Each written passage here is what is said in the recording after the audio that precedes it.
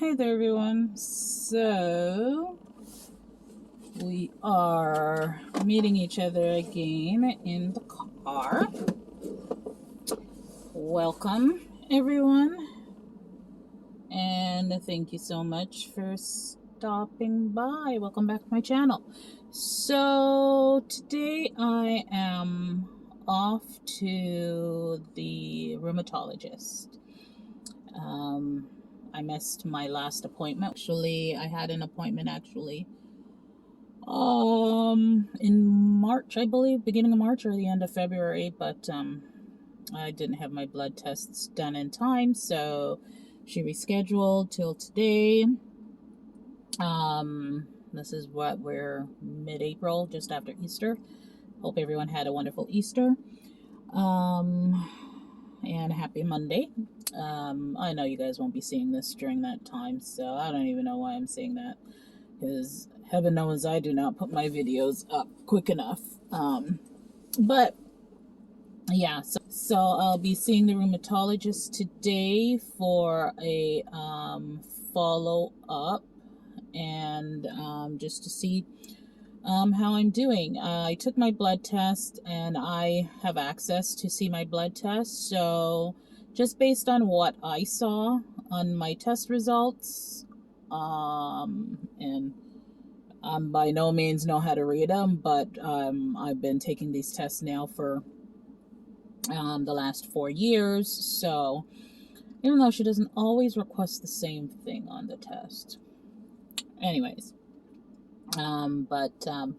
just I have the ability to sort of go back and look at each test and see what the results were on the previous ones, and so on and so on. And on this last test, I do see that I think my RH factor on that test actually said negative, which I think that's the first time I've seen a negative since I was diagnosed. I'm not too sure what that means. RH factor positive means that you have some sort of inflammation illness, right? An autoimmune illness.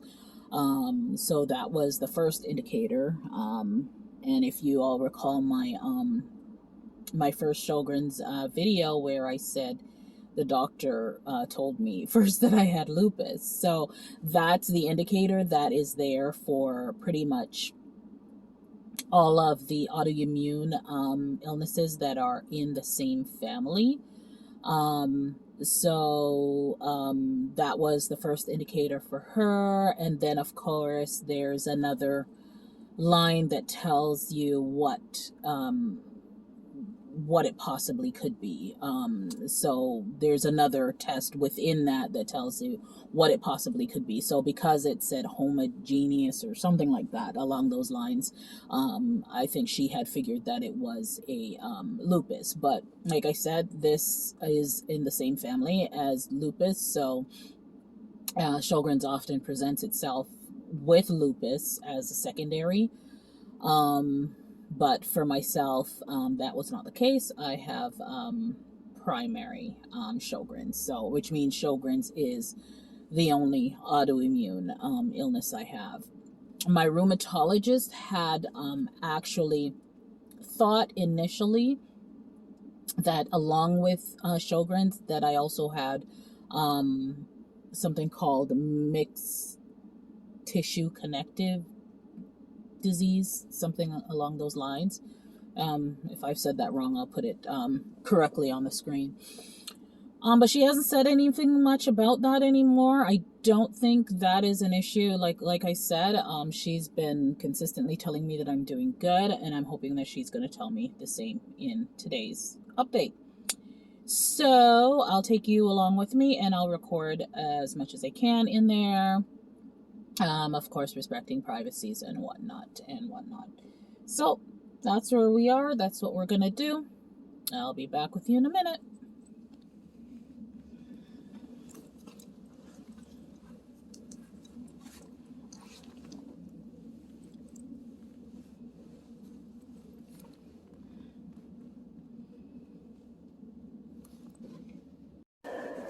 lot of pain in your body, right?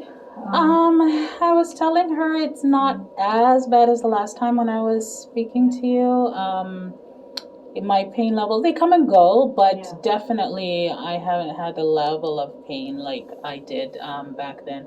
I've had some very specific pain. Right. Like I was telling her, I had like pain from my hip going all the way down my leg, and the pain. When you say hip, what do you mean? Well, I should say from my side, because So I would that's your say back. from up here, So and it hip went. pain always goes in the groin. Oh, This is okay. your back pain. Yeah. This is very common, right, in our 50s. Okay. Because we get wear and tear arthritis in the back, right? Yeah. Well, actually, Dr. Karabatsis, he thought it was coming from my hip, though, because he did take x-rays when I went for my follow-up, because the pain would sort of come around my knee where the replacement was done and then go all the way down. But he said the knee replacement is good, no problems there, so you did see. Coming from the hip, so yeah, he's arthritis in the hip. right. Okay. So he so said. That's osteo, which we know about. Mm-hmm. Yeah. Mm-hmm. It seems like I pretty much have it in almost every joint now. Exactly. I mean, you started early, right? Yeah. You had the knee scopes and the knee replacement done 2 years ago, right? Yeah. I'm on the list for the other one still. Exactly. Yeah. And once you get the other one, hopefully when you have better sleep and less pain, you will compensate less, right? Right, because that was what I was thinking. Because I was using this good knee now more to compensate for the one that's still bad. I thought something went wrong on that side, but he said, yeah, it's the hip that is. The hip. Yeah. So he has the X-ray, so he knows. Yeah. And you're using the pain medicine as needed, which is fine. Right, and I gotta tell you the truth, I hardly use it. Yeah. I was just telling her that I get the majority of my pain comes when, like, my periods are like 3 months apart now. Like, I might get them every 3 months, and when they come, my entire body, every joint, everything is inflamed. Yeah. So not that's uncommon. yeah, Not that uncommon. that's it. That. And that's when you take the medicine. Right, exactly, exactly. And you take both of them, amitriptyline or baclofen, or do you take the other pain medicine? I take naproxen. Naproxen? Okay. Yeah, that one. Yeah. Okay, so you're not taking the muscle relaxant. I haven't needed to take, and you know what? Maybe that I should have thought of that when I was, because the last time the period lasted 2 weeks, it was so long and painful, and yeah, the muscle relaxer probably would have helped as well. Okay. Yeah, that's very common. You should repeat the salivary scan test to see what's going on. Okay. Because the antibodies remain negative. Okay. The urine, again, maybe because you had periods at that time. Right. Yeah. This is a thing for the salivary scan test. Okay. You can repeat it to see what's going on, right? Okay. And then this is the blood work for next year, right? Okay. Because if this one is okay, then we don't have to keep following the blood work, because your blood work is fine. It looks good, right? They're all negative, right? This is the muscle relaxant that you had requested. Okay. Right? So I've given that to you. Okay. All right, that's good. So you can take that for, and you can still use an naproxen as well with that, because there's no interaction between the muscle relaxant and the naproxen. Okay. I'm so sorry. You said this one is that you just gave me. This tablet is for what? It's the muscle relaxer. It's the muscle relaxer. Right? Okay. And there is no interaction with the naproxen, so you can use both. Both. Right? Okay. Perfect. Yeah. Perfect. And we can do the follow-up for next year. Okay. And if the salivary scan test is good and the blood work is next year good as well, then we don't have to do the blood work and stuff like that. Okay. Right? So then, does that mean that my Sjogrens is gone?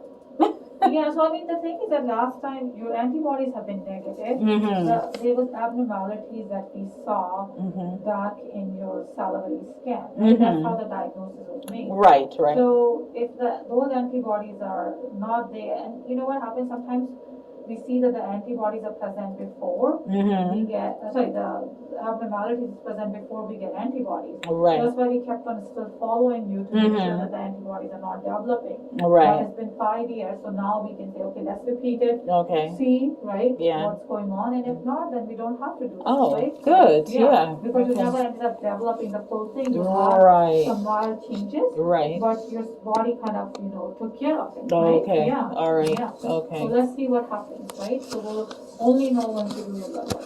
Okay. Yeah. That sounds good. Yeah. So I call them to book this set, or they're gonna. No, you have to call these. Okay. They don't book it themselves. Oh, okay. All right. Yeah. You have to call us by circle it. They actually don't even want us to fax the reports and anything like that because they return it to us. They want the patient to call. Oh, okay. And take the requisition with them. All right. Yeah. Sounds good. Yeah. So repeat urine culture to rule out UTI. Right? So we'll follow up with GP. I mean, do you check your own blood work? I do, and I saw the negative. I don't remember that I saw the negative the last time. But I know before that it was saying positive, and then I saw the negative, and I go, does this mean that I don't have it anymore? So you have the positive antibody with the ANA. The ANA. We don't keep checking that because that's going to be, we can repeat it next year again since we're going to be discharged, might be discharging you. Okay. That antibody alone with a normal salivary scan, we don't have to keep following. Oh, I see. Only if the ENA becomes positive. Okay. And where you saw the urine was, you saw the urine abnormality, yeah, right? I saw that. So urine just have to basically go and tell them to give you right thing and that's it. Okay. Sounds good. They shouldn't make you wait too long. All right. It's great to see you. Thank you so much. Yes. Next year. And don't forget. So here's a view of my blood test. This one is 2016, my original results that showed positive nuclear antibodies, which was the initial indication of an autoimmune illness. The extractable nuclear antibodies show negative, which are, it's the fourth row down. It showed that there was an antibody pattern of homogeneous. In 2019, also a positive nuclear antibody test, and it showed the antibody pattern was speckled pattern, a homogeneous pattern, so there were two.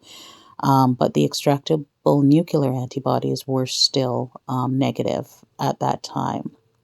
And of course, in 2016, I had to take additional tests, the salivary scan and the biopsy, to confirm the diagnosis.